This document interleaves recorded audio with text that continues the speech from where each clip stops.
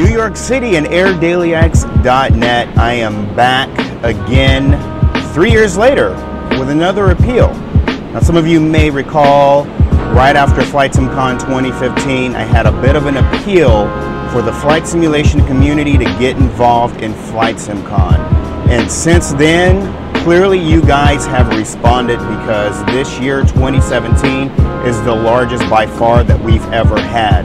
When we go back and think about that New England Air Museum, it was a terrific museum, wonderful aircraft that was in there, and ultimately for a flight simulation convention, that's kind of how we want it. We like to have the event surrounded by things that we love. Unfortunately, we grew so large that we really can no longer fit there. That, coupled with the fact that I know a lot of people are really waiting for this convention to go on the road, and when that happens is anyone's guess. However, this year you guys really showed your support, and it came at a time when we weren't at the museum, but we were at a hotel, which is where conventions are typically held. So there was a lot of concern as to whether or not we would have a significant turnout, simply given the fact that we would be in some boring hotel. But as it turned out, the hotel was probably the best thing that could have happened for the event this year. And the reason being is because the ability to social with each other far beyond the limits of the operating hours of the museum is what really shows just how tight-knit this community really is. On Friday afternoon, which is when we always do our setups, there's a certain amount of time that we have to hurry up, set everything up, and then clear out. This year, we could take all the time in the world that we wanted, and because of that early Friday registration, it sort of turned Friday into a mini day one of the event, if you will, because at a certain time, I think like 2 or 3 o'clock in the afternoon, all of the developers are still setting up, and yet the entire hotel lobby is just flooded with people asking questions, trying out hardware. So it was like having an extra day, which is one of the things that many of us have complained about, is that the weekend goes by far too fast. So the weekend still went by too fast, but at least this time we had a lot more time to socialize with each other. And not only that, but given Saturday night as well, the hotel doesn't kick us out. So we still get to hang out in the hotel lobbies, play flight simulation, and of course discuss the things we love. Not to mention the fact that we have, you know, these wonderful social meetings after the convention at various bars and restaurants where everyone can get together in these non-formal scenarios and have a great time. So I had several people come up to me this year and say, you know, I was really not sure about Flight SimCon and if I would go or if people really show up, but I've been watching your videos, and just looking at your videos, I felt compelled that I should show up. And for all of those people, and you know who you are, that came up to me saying that, the first thing I asked you was, okay, well, was it worth it? Did I steer you in the wrong direction? And everyone said, oh my God, I am so glad that I came this year.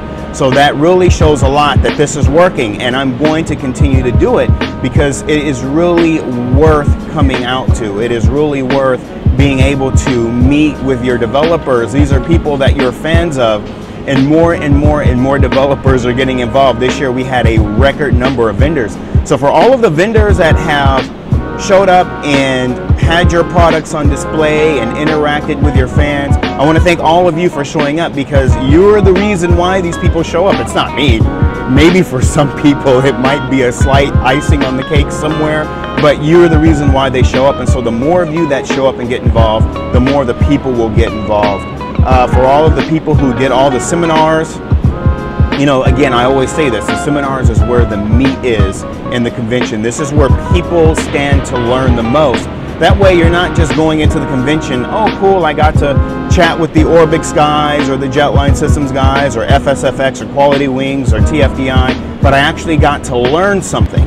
There are many terrific seminars in there. For example, Ed Valdez, who is he's got a type ratings on like 13 different commercial aircraft types, and he's come to the event. He did a last minute seminar. He was just there to hang out and have a great time, but unfortunately the Airline 2 Sim guys didn't make it this year for their seminar, so he just kind of took it over and did an entire seminar on flying across the pond and it was amazing because so many people came up to him after and was like, wow, I learned so much. I don't fly commercially. There were some people there. There was one guy I heard that he lost his medical, so he couldn't fly commercially anymore. But what I heard from the feedback was they learned so much that they can take from that seminar and now use in their flight simulators. Because as we all know, we're all trying to make flight simulation more and more realistic as much as we can, right? There's one big key part of this year's convention that is really an appeal now for the development community, and this is incredibly important. Because we have so many developers showing up to the convention now, I felt that it's not enough for our developers to simply walk by each other's booths and say a casual hi and a nice to meet you, or maybe a casual beer at the bar after hours. This year, we took a step to take things in a completely new direction. Now, this ideology comes on behalf of Colin Pearson from Milviz, and Joshua Mendoza from TFDI. These were the two that kind of led the charge, followed by Kevin Menard of FSFX and Simeon of Majestic. And the idea was, and this is something that we're going to continue to do, for those of you who saw the P3D live stream that was just about a week before release, we did this live stream where we had so many developers. I don't even think I can remember all the developers that came on board. We had Milviz, we had Majestic, we had TFDI, we had Jordan King, myself obviously, Matt Davies joined us as well as a number of known developers who are also in the Twitch chat. It was a very enlightening discussion for those of you, and you can go back and watch that video. I'm still working on compiling it so that I can put it together in either a podcast or a separate video. But it was really enlightening just talking about the times that we're in right now with all these new flight simulation platforms that we have. But one of the things that was even more enlightening was after the stream button was turned off, the discussion continued for a significant period of time. And basically what all the developers were saying was we need to do this more often.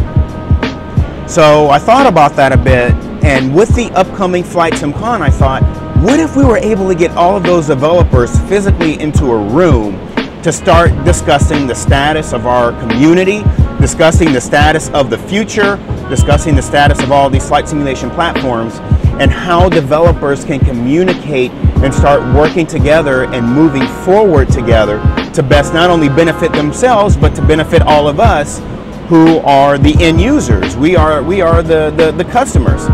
So how can we all move forward? So it started out with an email.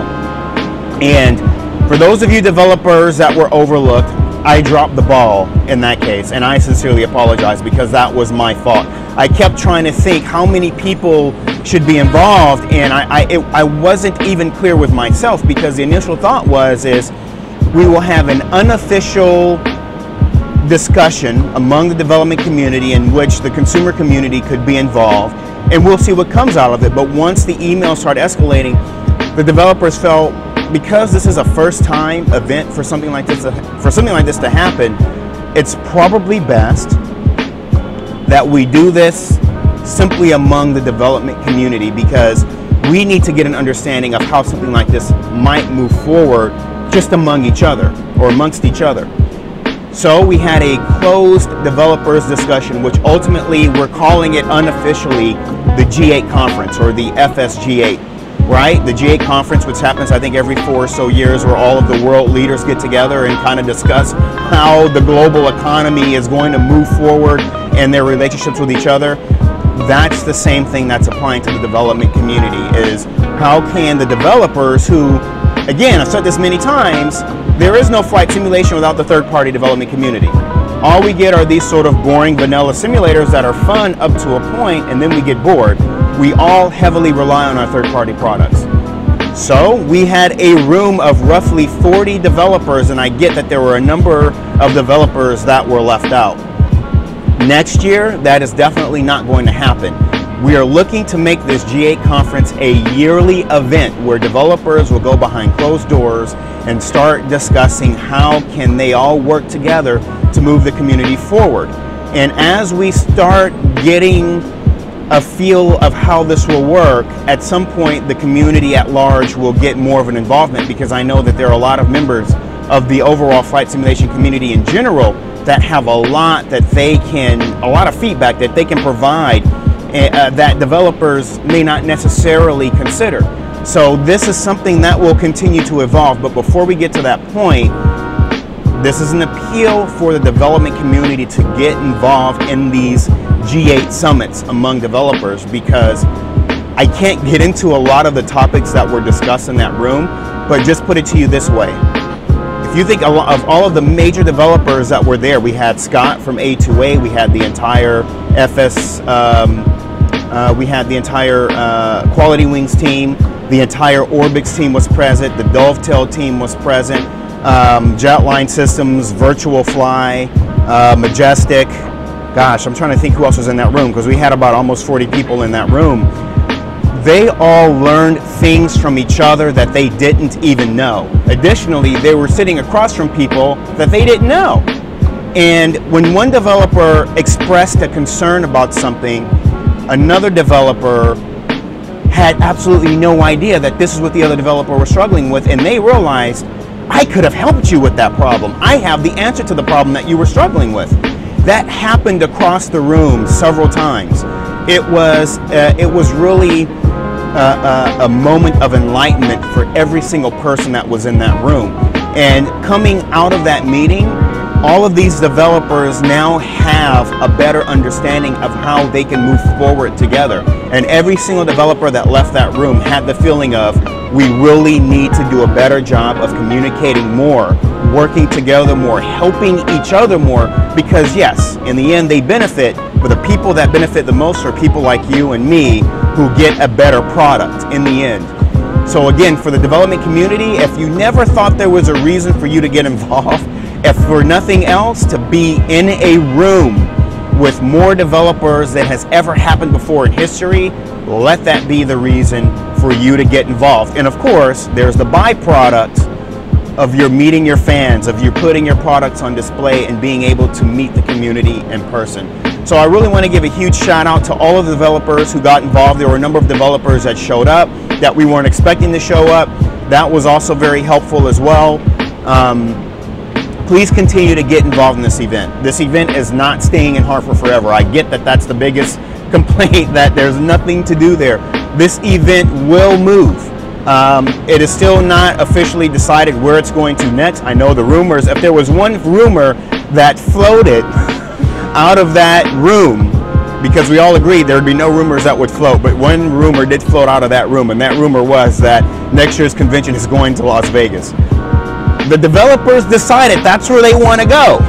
All of them said before we left that room, we all will come back to Flight SimCon next year, but we all want to go to Las Vegas next year. That leaked. So, I mean, do you want to go to Las Vegas next year? Ain't no big deal to me. I'm going wherever Flight SimCon goes.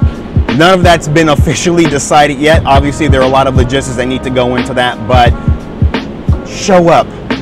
Be a part of this convention. Over the next several weeks, I'm going to be uploading all of the videos of all of the interviews that I've taken. More and more news sites are getting involved. The more people that get involved in this event, the better. So lest anyone think there's no point to this convention. Once again, 3 years later, I'm standing on this very same rooftop that I did in that room several years ago, or three years ago, again, appealing to the community. Let's get it over 1,000 people. Let's get it over 2,000 people. Let's really make this the ultimate event that all of the developers get involved, that as many community members as possible get involved, because you will not hear from one person that attended this event that will tell you they were disappointed, or will tell you that it wasn't worth making the trip and making the investment to be there. So this is for you who didn't make it. Consider it as a personal favor to me, and I promise you, once you get there, you will not be disappointed. Flight SimCon, it's what it's all about. Thanks for your time. I'm going to continue enjoying my vacation, and I hope to see you next year. From AirDailyX.net in New York City, this is DeAndre, signing out.